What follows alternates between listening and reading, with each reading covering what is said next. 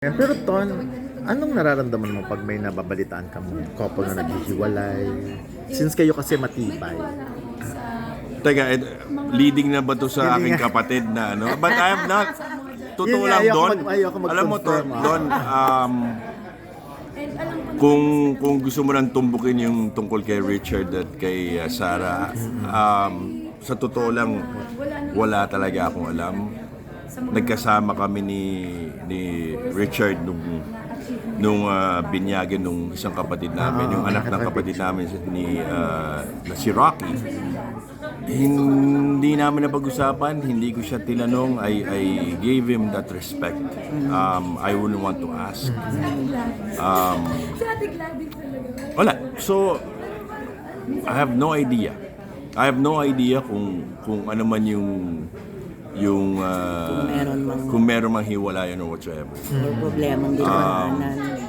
Sinabihan ako ni Glide, so meron ako nakita sa Facebook o ganito, lumalabas na Richard and Sabi ko, hindi ko alam eh.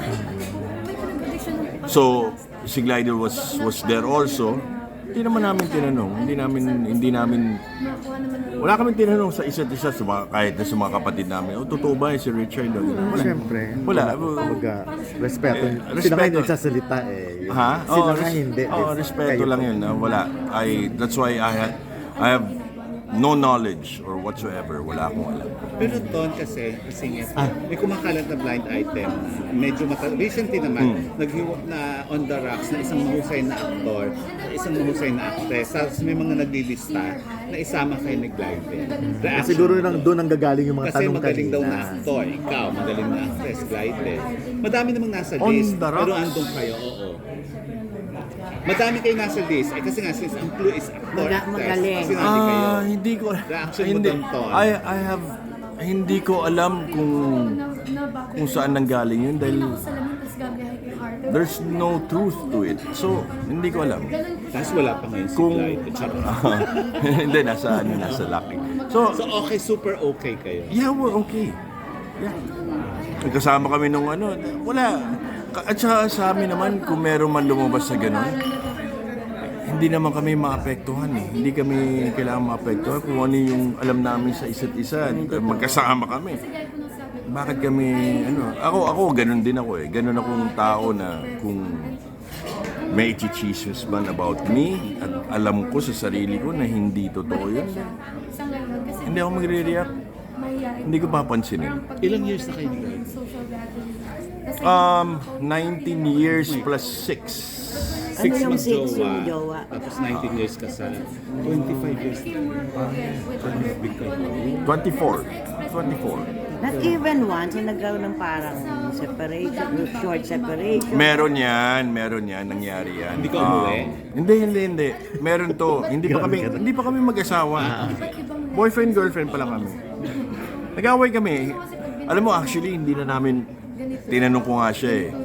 Dahil tinanong kami ni Jobert kung ano yung napag-away, hindi na namin maalala. Pero naghiwalay kami talaga. Gaano katagal kayo Naghiwalay kami. Rin yan, siguro mga 2 weeks din. Yung talagang, yung may mga gamit siya dun sa bahay ko, sa apartment ko, sa condo ko, sa townhouse ko na pinabalik ko dun sa driver. Kumbaga meron siya mga whatever, little things na nasa bahay na ko. Grabe yan. Yeah, may isang away na grabe pero ang nakakatawa, hindi namin maalala kung ano yung pinag-awayan namin. So it wasn't really that big na pinalaki lang namin siguro at parang nakakatawa eh. Iniisip nga namin, naalala mo? Sabi ko, ako hindi. Ikaw, naalala mo? Hindi ko rin maalala eh. Pero naalala namin, naghiwalay kami. Nag-break up kami for about 2 weeks. Sino nanuyo? Hindi, ganito kasi yun eh. Nung pinabalik ko yung mga gamit niya, sabi ko doon sa driver ko, dali mo to kay Lisa. Bigay mo to sa kanya, sabi mo pinabibigay ko. Ikaw talaga nag-solid. Oo. Oo. Tapos, Ito na, bumalik yung driver, sabi. Nakakaawa, iyak siya ng iyak, ganyan. So, alam mo yun? Kaya yung driver na yun, halos kababata ko, Chong, sabi niya. nung binalik ko yung mga gamit, iyak na iyak, ano naman ako, na ano rin ako, naawa rin ako, sabi niya, iyak na iyak. Okay, so parang ako lang yung parang, okay, na ano naman din ako, di ba? Ay, kumaga, oo, mahal ko na rin naman siya noong time na yun. So, parang, ewan ko, nag-ano ako, parang nag-reach out, ako yung nag-reach out sa kanya. Sabi niya, pag-usapan natin to. Kung ano yung... Pero actually, alam mo, nakakatawa nga, hindi rin namin napag-usapan kung ano yung napag-away namin.